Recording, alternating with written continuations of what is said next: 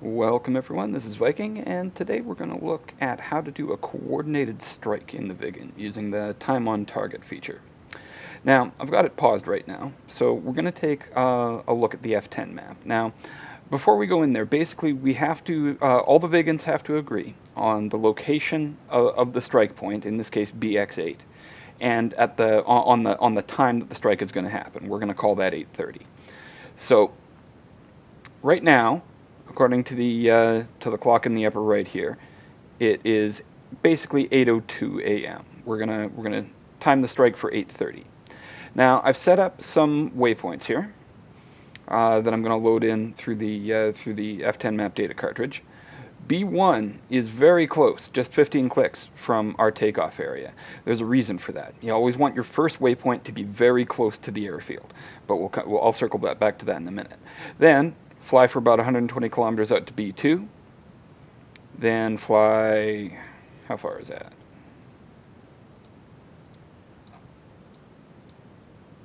Come on now. It doesn't seem to like measuring when I've got the labels on, so fly another 25 kilometers south to our release point at M3. And then very close to M3, we've got BX6. That's the altitude, or pardon me, the waypoint at the mark point at which the RB-15s go down to sea skimming level. You want that to be very close to the release point so that the enemy ships don't have a chance to shoot down your missiles. And BX7 is the dogleg, about 20 clicks from BX8, which is the target point. Now, we know that the ships here are moving at a speed of approximately 39 kilometers per hour. Let's call it 40. And this is about, BX8 is about 20 kilometers away. That makes sense if they're going 40 kilometers per hour and we want to hit them in half an hour. That's where they're going to be. Alright, now, let's go back to the Viggen and start programming stuff in. Basically, we got to make sure, like I said, we got to make sure that everybody knows where BX8 is, and everybody's got to know that the strike is happening at 8:30. So let's unpause here, and remember to arm our ejection seat. I'm just starting up the jet here, and confirm that we have the data cartridge for the F10 map selected. Let's put that cartridge in. Wait for the red flag to go away.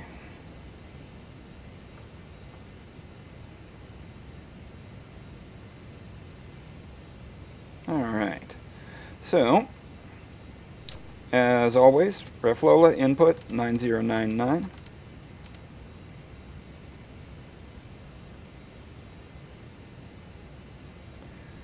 And then act pause.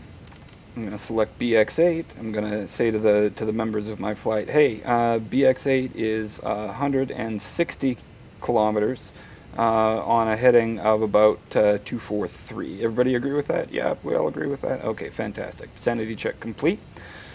Put it back to LS by clicking this button. And now we're going to, actually while I'm here, I'm going to put in my return airfield.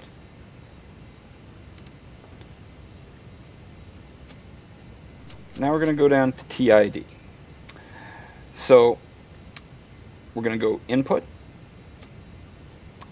and we're going to type in the time that we want our missiles to impact. 0, 8, 3, 0, 0, 0. Got to fill up all 6. And then I'm going to hit BX8. It's programmed in. Let's go to output. It says we got to take off in 6 minutes. Now, we can't really set our Mach speed for waypoint 1, which is why it's so important that it be close to the airfield. It's because you don't get to control it. Your speed to waypoint 1 is going to be the default of Mach 0.5, and there's just nothing to be done about it. But for waypoints 2 and 3, we're allowed to make some changes. So for waypoint, so what we can do is with this in input mode, we can enter a speed in Mach. I'm going to say 0.80 Mach. And then I'm going to hit waypoint 1. Now I know I just said you can't change the speed to waypoint 1, but this isn't the speed to waypoint 1, it's the speed from waypoint 1. And then, although there's no real reason to make it different, I'm going to enter in Mach 0.82 for the speed to waypoint 2, or pardon me, for the speed from waypoint 2. Just so that I can show the difference later. And now it says that our takeoff time is 10 minutes from now, 9:59. See, and that, so it's basically, now that it knows where we're going and when we need to be there and how fast we're going to get there, then it can tell us when we're going to have to take off in order to make all of that happen. And that's why the only thing that you have to coordinate on is the location, the mark point, and the time. Because if I had a much longer route planned in, then it would tell me that I've got to take off in 2 minutes. And you can see how the leading digit here is blank. If that leading digit were a 9, it would mean it wouldn't be counting down. Here it would be counting up, and it would be telling me how late I am. It would mean that I should have taken off already. If you get that, then probably what you want to do is say to the flight, hey, I'd actually prefer if we hit the ships at 083,500 BX8. And then sure enough, it adds time to your clock. I'm going to go back to 083,000 BX8. And there we go. Now, if also in out, if I'm on the TID here, I can say, all right, what time should I get to waypoint 3? Well, you should get to waypoint 3. That's your release point at 8:26 and 7 seconds. Then, because waypoint 3 is a target waypoint, and so that's how that's basically your release point. You specify your release point as a target point. For waypoint, if I click waypoint 2, it tells me, it's not telling me 8:20. It's telling me that I'm supposed to get there at Mach 0.82. And if I hit waypoint 1, Mach 0.80. So if it's a Bravo point, like here, I'll just switch it on over to this. And if I hit waypoint 1, that's a Bravo point, that's a nav point. Waypoint 2, Bravo point, nav point. Waypoint 3, that's an attack point. And so that's how it knows what the release point is. Now I'm going to go back to LS for the takeoff airfield, switch it back over to TID. Still got 7 minutes and 20 seconds to talk. So this is another good thing, another good sanity check that you can call out. Hey everyone, I'm going to reach my release point at 8:26 and 7 seconds. And if everyone else is within a few seconds of that, then you're good. An error that some people sometimes make is accidentally pressing LS, because this is typically the enter button. So let's just suppose that I thought that I was going to enter my airspeed, right? So I'm going to type in Mach 0.85 and hit LS, no problem, switch to out, and now I'm supposed to have taken off 35 minutes and 48 seconds ago. What the hell just happened? Well, what just happened was you set the clock on the Viggen. If I now press enter, I see that I've got 8:51 and 10 seconds. That means that the Viggen thinks that the current time is 8:51 and 15 seconds. If we go to the F2 view, we can see in the lower right that that's not the time. The time is 8:09 and something. So what I can do to fix that is basically the same way I screwed it up. What did I say? 8:09. I'm going to type in 8:09 and 30 seconds. So 080930, and then 26, 27, 28, 29, enter. And now if I go back to out, it says I'm taking off in 5 minutes. That sounds about right. If I go hit this button in out, then it shows me the current time. It's 8:09 and 43 seconds, and that agrees with the F2 view. So that's how you fix that if you accidentally do it.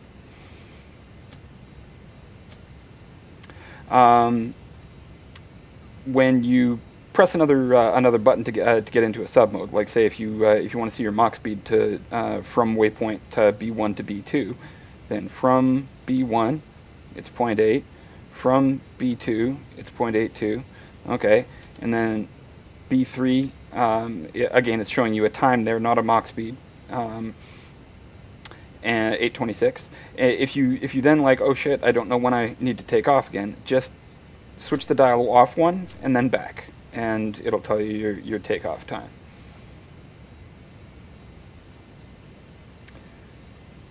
And another thing worth checking is that when you hit B3 for the estimated release time, you should note that RB-15s, when they're launched from maximum range, take about 4 minutes to fly. So we know that we want to make impact happen at 8:30 sharp, and so it makes sense that we would launch at about 8:26. That's 3 minutes and 53 seconds of flight time, close enough to 4 minutes that it passes vicinity check.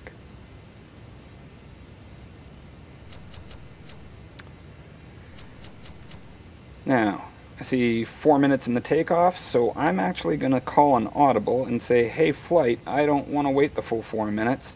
Let's make it 082800 BX8.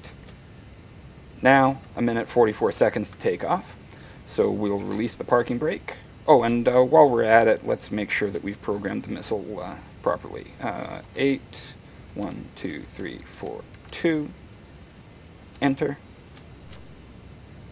Alright, we got 90 seconds to take off. That's plenty of time to reach the runway.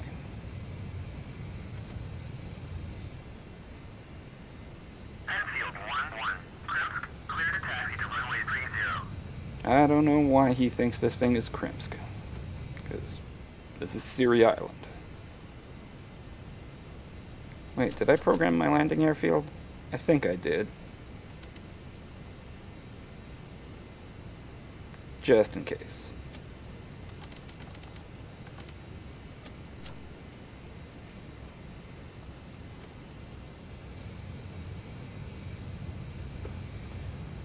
Alright, let's get lined up. That looks pretty much perfect. Hit the brakes. And back to TID, 30 seconds till takeoff. I'm going to hit the reference button to adjust my compass ever so slightly. 20 seconds till takeoff.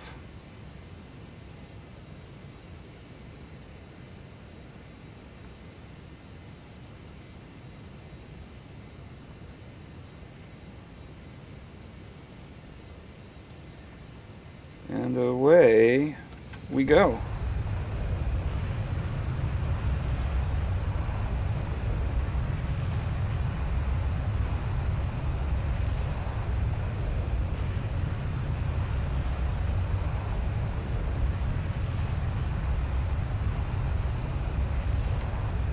Rotating.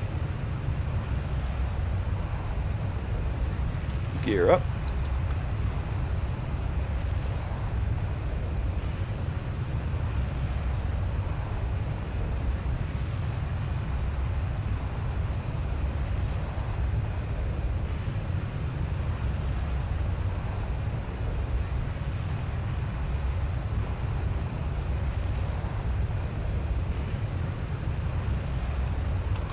Autopilot real quick.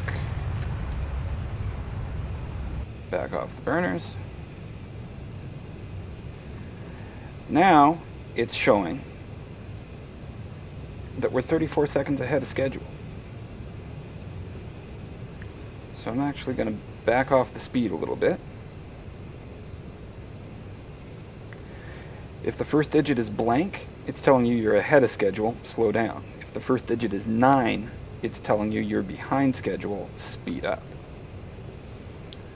I'm fine with being ahead of schedule at this point, because as soon as I turn the corner, I'm going to have to accelerate to Mach 0.8, and it's going to take me a moment to do that. And automatically shift to waypoint 2.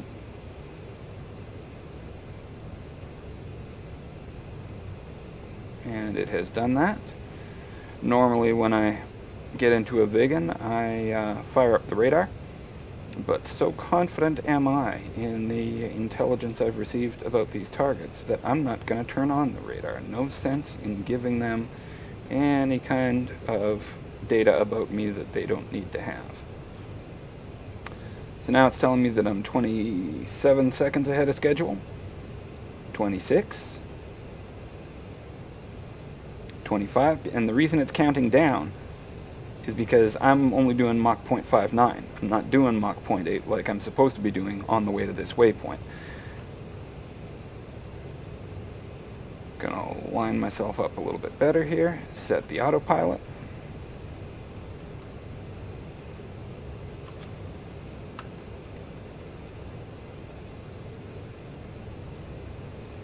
I'm going to actually reduce throttle a little bit to help it count down closer to 0. Basically, you want to get this number at 0. And so I'm at Mach 0.6 right now, and falling, Mach 0.59, well under the speed I'm supposed to be at. And then when I get down to about 5 seconds, I'm going to punch the burner, bring it up to Mach 0.8 as quick as I can.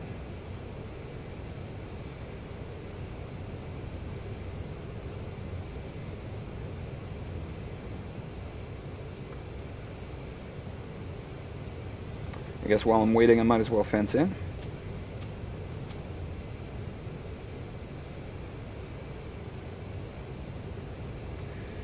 Make sure that this is on attack.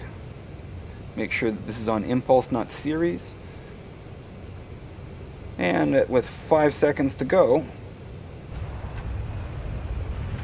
I'm going to go full burner and bring it up to Mach 0.8.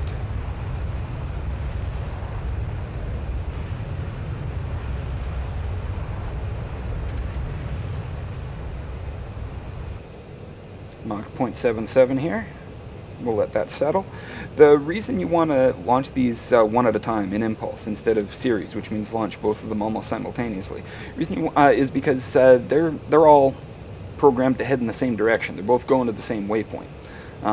And if you launch them too close together, then they can actually collide, and we do not want that.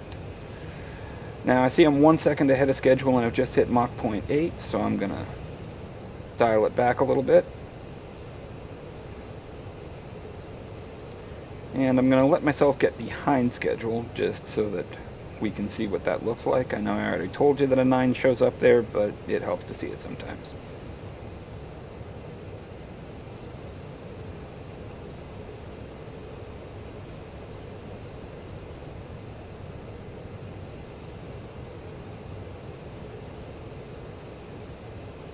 We're at 0, that's exactly where we want to be. We want to try and keep it there as much as we can.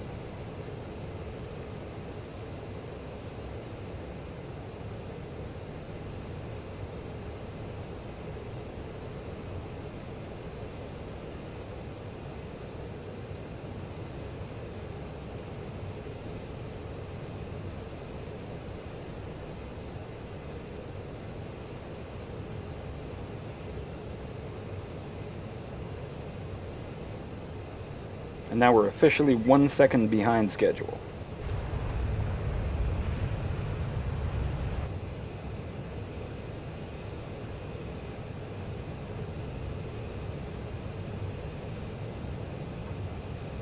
Two seconds behind schedule.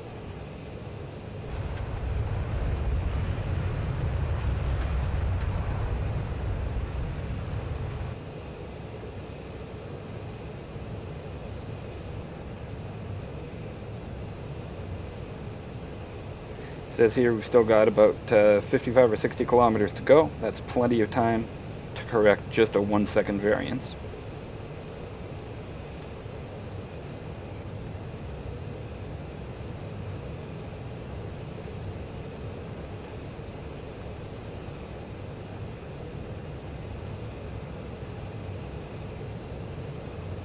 Got it right back on the money there.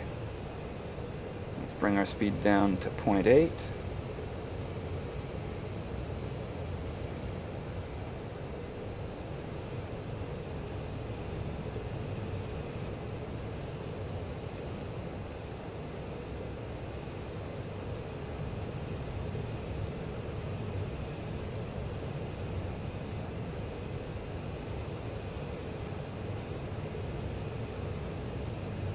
Just right on the border between 0.79 and 0.8.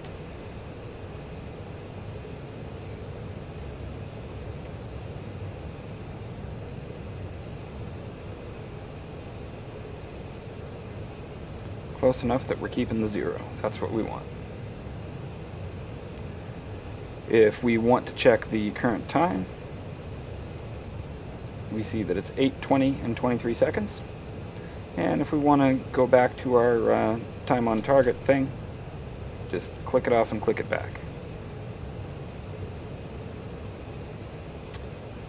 We're coming from waypoint 1 on our way to waypoint 2. So if we want to see, wait, what Mach am I supposed to be at? It's 0.8.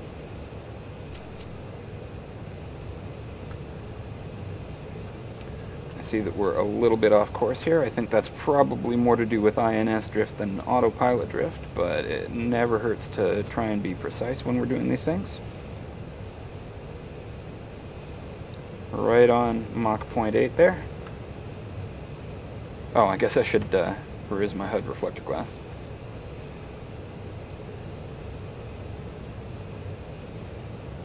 We're now 25 kilometers away from the steer point.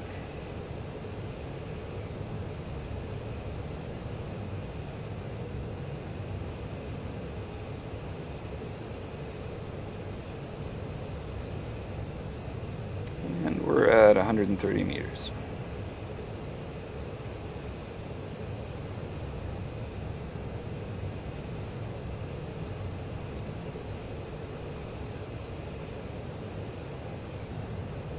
I see that we've crept up to Mach 0.81, so this might tell us that we're ahead of schedule by 1 second pretty soon. Although probably not before we make the turn.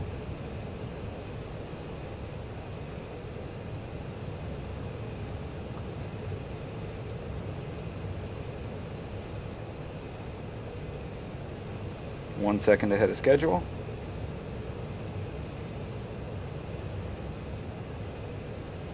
Now, because we're supposed to go to waypoint 2 at Mach 0.82, being ahead of schedule at this point is by 1 or 2 seconds is not a problem, because we're going to fall behind as soon as we make the turn.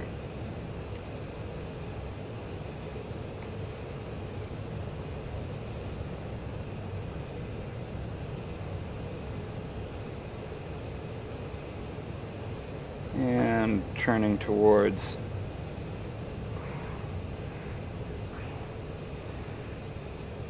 the release point.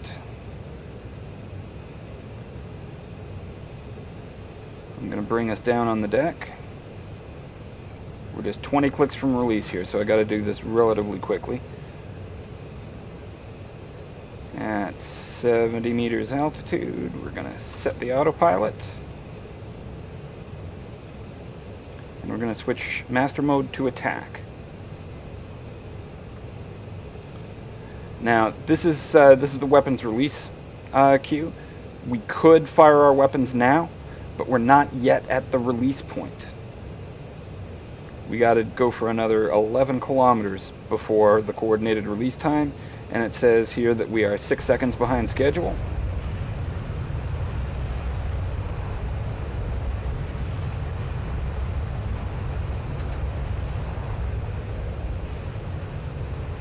I probably should have paid attention to that earlier.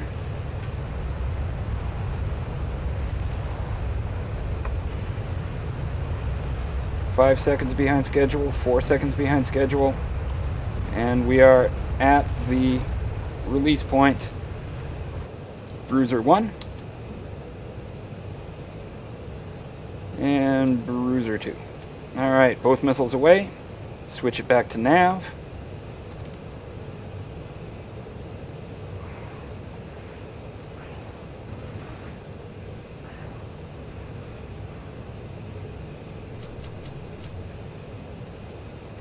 Get down on the deck to avoid any missiles that those cruisers might fire at us.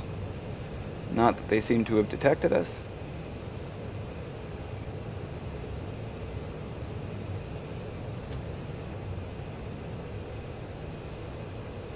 "15 meters, 10 meters, 5 meters, level out with the autopilot." Always very frightening to fly this low, but it beats getting shot down by a missile anytime.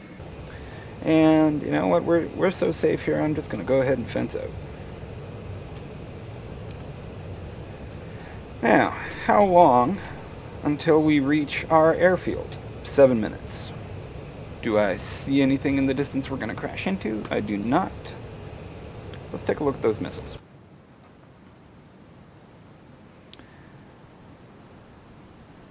Now they're basically down at sea skimming altitude now, but they don't really quite hug the deck the way they will once they've acquired a target. They're sitting at about 9-10 meters. And we see that they have pretty good separation here. I'm a little concerned that they might run into each other at waypoint BX7. But I guess we'll see how we do there. That's part of why I actually it was a mistake for me to set the waypoint or the release point speed to be something as high as Mach 0.82, and it was even more of a mistake for me to allow myself to fall behind and then have to accelerate to over Mach 0.9 to release them, because if you're going, these things accelerate to Mach 0.9 on their own pretty quickly, and so if you release them at like Mach 0.6, then one of them jumps out in front, and then you can count to 3 and fire the other one, and it won't catch up. But if you launch them both at Mach 0.95, then, well, we can see a problem developing, can't we? Still nothing to crash into. And we see a bunch of missile launches from the group in the distance.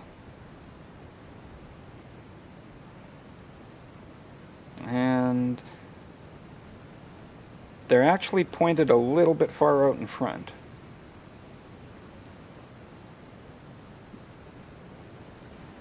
But it looks like their radar has acquired a target. These guys are flying a little faster than I expected. They're making their way to the target a little quicker than anticipated. Oh no, they're not. They're not. Because I was thinking it was supposed to be 8:30, and it's like 8:27 and 30 seconds. But to speed up takeoff, I changed it to 8:28. So if they impact in 25 seconds, then they are bang on time.